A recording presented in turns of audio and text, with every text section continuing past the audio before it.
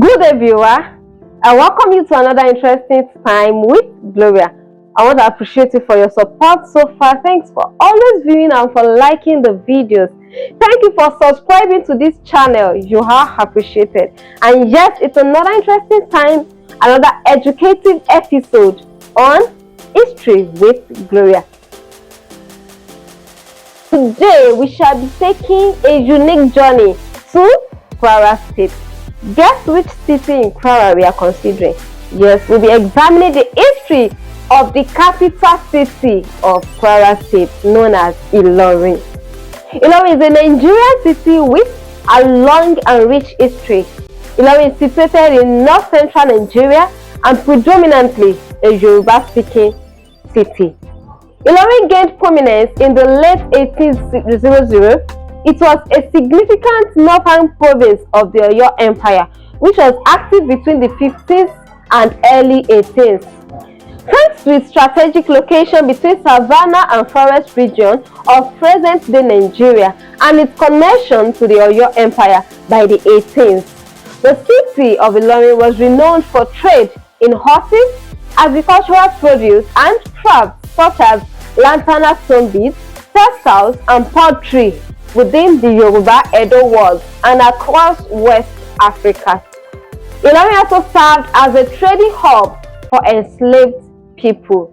In addition, in the 18th, Ilorin became integrated into the Islamic Emirate system under the Sokoto Caliphate. This integration resulted in significant socio-political changes and contributed to the expansion of the city. Over the years, there have been controversies as to whether or not Ilorin people are a part of the Yorubas or if they belong to the Hausa tribe.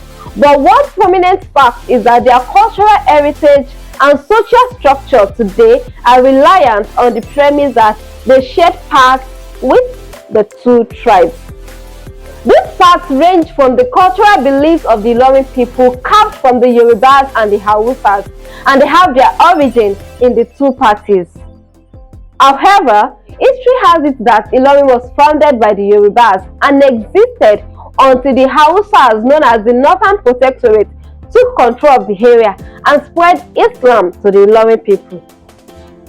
From the 18th century through the 19th century, the Yorubas were in control of Ilorin until the advent of the British colonial masters, which made the area a center for engaging the northern people during the indirect rule system. At the time of its creation in the 18th century, Ilorin was dominated by the Yoruba people and it became the capital of a kingdom that was a vassal state of the Yoruba. Ilorin, a Muslim emirate, conquered numerous Yoruba cities and destroyed old Oyo-Ile. Shehu Usman Danfodio's descendant, Shehu Halimi, later overthrew the Oyo Empire dynasty. In Ilorin, Shehu Halimi waged a jihad and wiped out the inhabitants of the Oyo Empire. Ilorin thereafter became a northern Nigerian protectorate. Ilorin served as a significant hub for trade between the Hausa of the north and the Yoruba of the south throughout the 19th century. Meanwhile, Islam had already been spread at this time throughout Ilorin by Shehu Halimi when he took control of the area. And because of the northern incursion, Ilorin has a significant Islamic influence that can be seen in the way people greet one another and other practices that are firmly based on Islamic principles. Thus, when Nigeria's administrative regions were divided in 1967, Ilorin was included in West Central State, which eventually became Kwara State.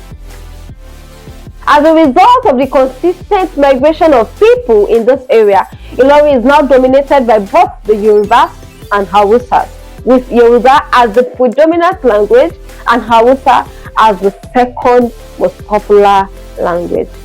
Hundreds of years ago, there was a forest called Okwiri. There were many elephants in this bush. That was why it's called Okwiri, meaning elephant forest. Only the brave and powerful hunters live in this forest. A man called Ojo Onishekushe, Ojo the Promiscuous, who was from Ijesha, was the first hunter to arrive Okwewin. He was a brave and powerful hunter. Also, Emila from Ilorin came and met Ojo Onishekushe in this forest, who was also a powerful hunter. Both Ojo Onishekushe and Emila do not live at Okwewin. They only hunt for a while and return to their family. Oladeri arrived Okwewin after Emila and Ojo Onishekushe. Oladeri has a hut in this forest. He was the leader of all the elephant hunters at the time, and he was the first settlers at Okwewin. He was from Oyo. Whenever his co-hunters returned from hunting, they took some rest at Oladeri's hut. Oladeri was so powerful that both humans, elephants, and other animals fear him. Oladeri has a big pot of concussion. When he enters this pot, he can turn into any kind of animals that he desires. That was why he was referred to as Oladeri. Ola turned to elephants. There was a stone used for sharpening their machetes at Oladeri's hut. Whenever their machetes got blunt, they took it to Oladeri's hut to sharpen it on this particular stone. In 1450, the word Okuta Ilorin, which translates to a stone used for owning melters, was created. The stone they used for sharpening their matches is still at Bamidele House in Ilorin till today. Ojo Onishekushe was said to have fled Okwewin because of his promiscuity. He was fond of sleeping with his daughter, his family, and this act was forbidden.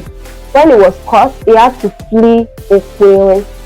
Emila on his own went back to Ilorin, while Ojo Onishekushe fled to Ojoku near Ofa, where he later died. Some of the hunters too decided to settle at Ilorin with Laderi. That was how Ilorin started to expand. Laderi was the first chief in Ilorin. There was no other tribe in Ilorin at this time aside from the Oyo indigene and its environs. After Laderi's death, his son Pasin took over as the second chief. During Pasin's reign as Baale in Ilorin, Basharoga was disrupting the peace of Oyo. Pasin intervened in the issue because he was not pleased with the way Basharoga was tormenting the people of Oyo. This was what led to Pasin's death. Basharoga killed him in an open space. After Pasin's death, Alubin, the son of Pasin, became the next Baale in Ilorin. During Alubin's reign, Ilorin has become a big town. After Alubin's demise, his son Afonja became the new Baale in Ilorin. Afonja was brave, courageous, and fearless. He was a warlord who possesses supernatural powers. Afonja became Baale in Ilorin during the reign of Alaafin Abiodun Adegbolu in the Oyo Kingdom, and after the demise of Alaafin Abiodun Adegbolu, another king was crowned in Oyo. He was a powerful king. Before Aole was crowned a king, Afonja has become so powerful that he was feared by everyone in Yoruba land. He has waged war against many Yoruba villages, waged war against some villages near Ilorin, overthrew them and ruled over them. He has waged war against few villages like Idofin, Okeyi, Iberegbon, Elerijare, and many villages close to Ilorin. Many villages near Ilorin are no longer in existence due to Afonja's war against them. Some of these villages see Afonja as their god. Most people no longer fear the Alaafin. The only person they fear and dread was Afonja. They often say, "Bí Alaafin ò bá bínú, kò bínú. Bí Afonja ò bá ṣáà ti bínú, àbùṣebùṣe." Meaning, if Alaafin likes, he can get angry, as long as Afonja is not angry. Nobody dares question whatever Afonja does. Aole has heard of Afonja before he even became the king, that he is more like a devil. After Aole was crowned as the Alaafin, Oyabi was the Ààrẹ Ọ̀nà Kakanfò. After Oyabi's death, Afonja insisted that he would be the next Yoruba Ààrẹ Ọ̀nà Kakanfò. Meanwhile, Afonja's mother was from a royal family in Oyo. They told Afonja that becoming the Yoruba Ààrẹ Ọ̀nà Kakanfò is ridicule to him and the royal kingdom. But Afonja insisted that he must be the next Ààrẹ Ọ̀nà Kakanfò. Aláàfin Arole agreed to make him the Kakanfò, and this was the genesis of the problem in Yoruba land. It was customary in Yoruba land that whenever a new Kakanfò is chosen, the Aláàfin must send him to war to ascertain how powerful the new Kakanfò is. The warrior will ask the king to tell them who his enemy is, and whoever on his turn the Aláàfin declares as his enemy would turn to ashes by the armies. Afonja and his armies were expecting the Aláàfin Arole to send them to war, but the king did not. There was a reason why he did not send Afonja, the new Kakanfò, to war. He knew that whatever war he sent Afonja to, he would win, and he doesn't want Afonja's supremacy to keep spreading across the Yoruba kingdom. He believed that Afonja was a Rasta. Afonja suspected that Arole does not like him, and Arole sees Afonja as his enemy and the major threat to his throne. He thought to himself that Afonja might want to overthrow his throne. One day, the Oyomesi who was the head of chiefs in the Oyo kingdom, advised the king and asked the Aláàfin to tell them who his enemy was, so they can tell the armies to wage war against his enemy. They said it was an abomination to elect a new Kakanfò without sending him to war to know how powerful and capable he is. Aláàfin opened up to them that his only enemy was Afonja, the new Kakanfò that forced himself on him. He said his enemy is more powerful than he is. Moreover, they are from the same royal family and he is confused about what to do. The Oyomesi then told Aláàfin that they know what to do. They assured him that he would conquer Afonja. They agreed to send Afonja to a war that he won't return. It is forbidden for any Kakanfò in Yoruba land to reject any war that Aláàfin sends him, and it is necessary that Kakanfò wins the battle and never return. They connived to send Afonja to wage war against Iwere. No one has ever dared wage war against Iwere in the history. This was as a result of two things. First, Iwere was located on the hill, therefore it is difficult to wage war against them. Secondly, the mother of both Aláàfin Abiodun and Aláàfin Ajagbo, who reigned in the year 1587 to 1624, was from Iwere. Ajagbo was the one that sent Kakanfò, and it was on the agreement that no Kakanfò will ever wage war against Iwere.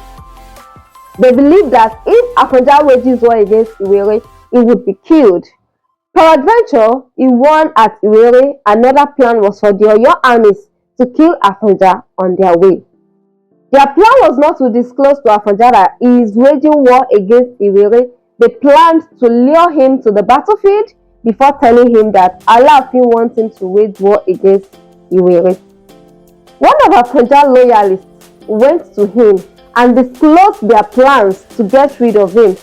After the plan has been revealed to Afonja, he pretends as if he doesn't know their plan.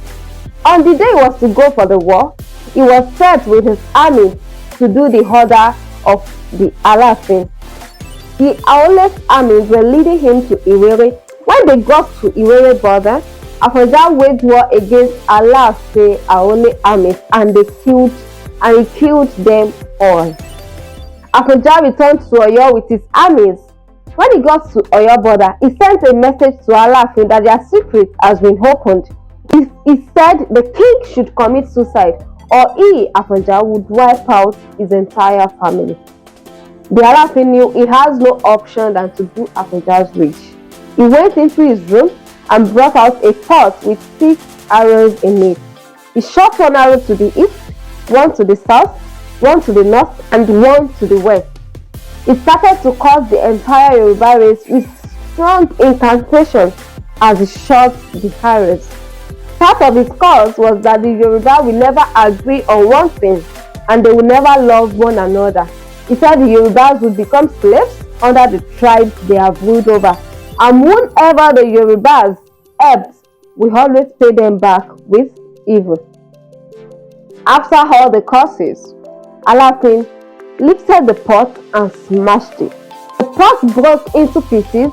He said no one would be able to avert his curses. After the curse, the then Alaafin poisoned himself and died. After his demise, Adebo was crowned as the new Alaafin in Oyo. There was turmoil in the whole of Yorubaland during this time. Afonja withdrew Ilorin from the authority of Oyo, and he said they no longer wanted to be part of Oyo. No one dares question Afonja except the one who wants to die prematurely. Afonja was looking for all means that the authority of the entire Yoruba race would be under him so that he can rule the entire Yorubas. It seems the curse placed by the Alaafin was working faster on him. Afonja neglected Alaafin completely, never takes any order from him. Afonja has the enormous armies in the entire Yoruba region. He began to wage war to all Yoruba villages and towns. This made him to be more dreadful. Afonja wanted to rule over the Yorubas.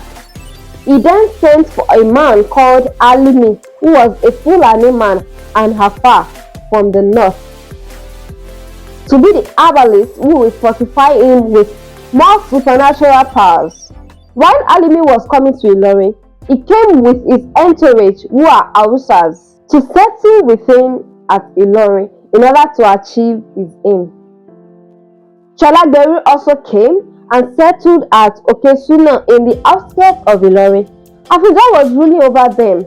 Some slaves will run away from his or her master and run to Afonja, and no one dares to question him that Afonja snatches his or her slave. Most of the Muslims stayed with Sholagberu because he was a devoted Muslim who was rich and wise. After Adebo's demise, a new king called Maku was crowned as Alaafin Oyo. They sent a message to Afonja that a new king has been crowned in Oyo. Afonja asked them the name of the new king, and they told him his name is Maku, meaning don't die. Afonja replied that Igbawo ni Maku o ni ku, that is, he would eventually die. And that was how a proverb in Yoruba land was coined, Igbawo ni Maku o ni ku. Afonja began to recruit the Fulani and Hausa armies into his armies, and everyone addressed them as Afonja armies. They called this army Jama, meaning comrades. They waged war against Igomina land. Afonja's name started spreading across Yoruba land. The Jamas, after waging war to towns and villages, returned with food and different possession of the people they waged war against.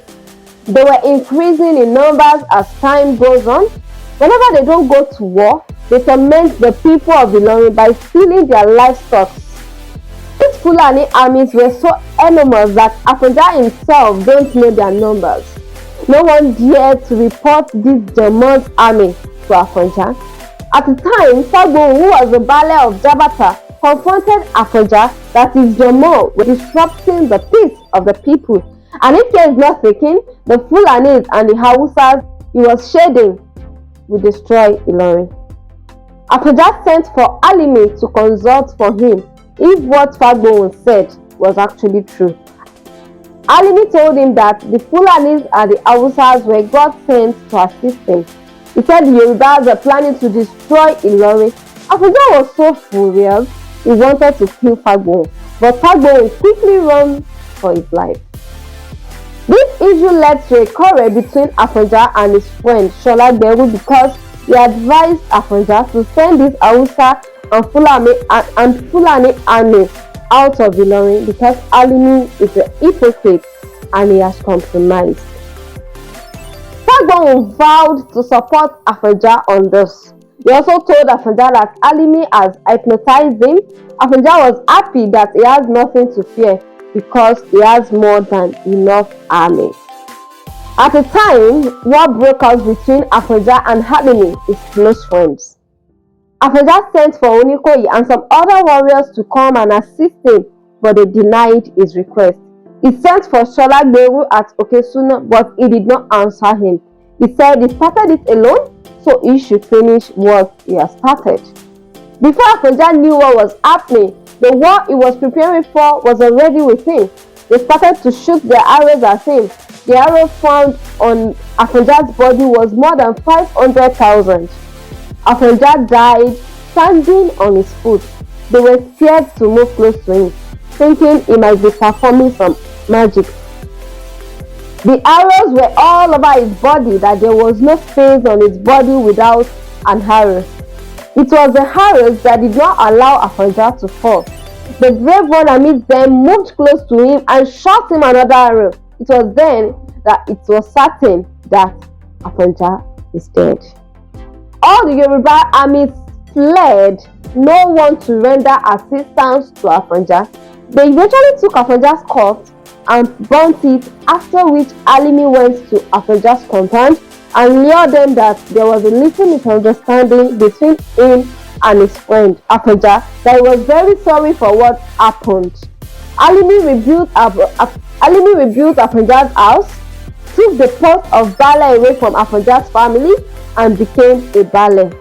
He was the first Baale of the tribe.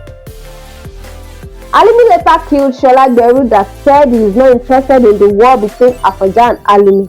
He helped him down in the open. Now let's talk about the economy of Ilorin. A sizable portion of Ilorin is rich in agricultural terrain. Kwara State is rich in primary resources thanks to the limestones and dolomites of Oreke, the kaolin and clay of Idofia near Ilorin, and other areas of the state. The pure gold of Kaima and the Patigi region, and the very exportable tantalite deposits of Ilorin.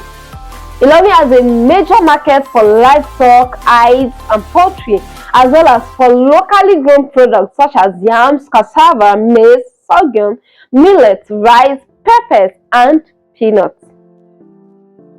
Pottery manufacturing, wood carving, leather working, textile weaving, and mat and basket weaving are examples of local handcraft in Ilorin. Now let's examine the culture of the Ilorin people.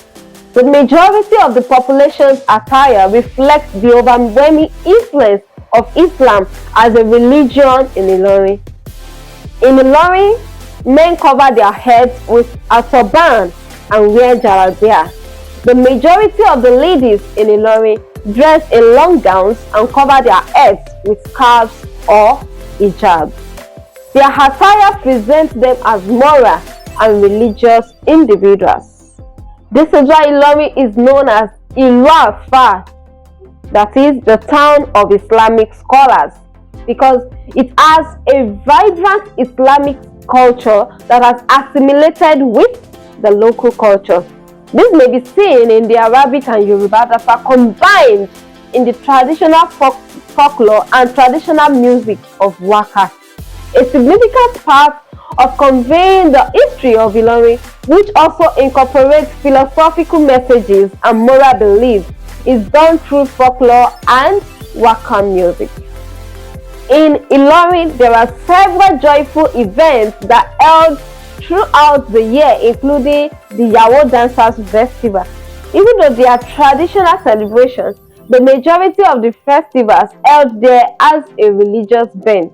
These festivals are observed in accordance with Islamic teachings and ideas. Islamic holidays are therefore more widely observed in Ilorin. The Yoruba, Fulani, Nupe, Garipa, Kanuri, Igbo, and Hausa ethnic groups from all across Nigeria, as well as foreigners and locals, live in the city of Ilorin, which is a melting pot of cultures. Large Muslim and Christian populations coexist in the capital city of Kwara, and numerous ceremonial events, many of which have religious undertones, are held there all year long. Ilorin is therefore a home to a variety of religious practices and educational institutions, including the United Missionary Theological College, which awards degrees and is affiliated with the Universities of Ibadan and University of Ilorin. This institution produces many church ministers, teachers, and theologians of all denominations and is known as the home of peace. Ilorin is regarded as Ilorin AFONJA, the home of peace, due to its friendly environment. Muslims in Ilorin are educated in a variety of Islamic, Arabic, and social science fields at the College of Arabic and Islamic Legal Studies in the Adeta region. Now let's talk about the modern day Ilorin. The city is home to a number of tourist sites, including Sobi Hill, which is claimed to have provided people with protection during old intertribal conflicts. The Okuta Ilorin is located in Ashaju's complex, Idiape quarters. It is the rock that Ojo Ishekushe, one of the city's founders, used to own his metal implements. The Kwara State Council for Art and Culture, its performance group, and a gallery containing artworks and artifacts are all housed in the Cultural Center. In addition, on Unity Road in Ilorin, there is a recreational area called Metropolitan Park. The Kwara State Stadium complex contains a driving platform and an Olympic-sized pool. Furthermore, the University of Ilorin and Kwara State Polytechnic are located in the city. In close proximity to the city is the Federal Agricultural and Rural Management Training Institute, which runs a research camp. Ilorin is also served by teacher training institutions and a vocational trade school, a nursing home for the aged, as well as other government, private, and religious hospitals, which are included in the health service. Yes, that's the brief history of Ilorin town we just heard. What lesson do we want to bring out of this episode? There was a man that Afonja trusted and confided, and that was Fagbon. He purposely brought him to Ilorin to be living with him so that he can help him consult, he can give him advice and the like. But eventually, he refused to tell him the truth. He refused to disclose the absolute truth to him, even when he knew that, okay, Afonja was doing the wrong thing, even when he knew that he was doing something that was wrong. And at the end of it, that eventually claimed the life of Afonja. Now to you, my viewer, let me put it to you. Who do you confide in? Who are your friends? Who are the set of people that surround you that you take advice from? Who is your closest ally?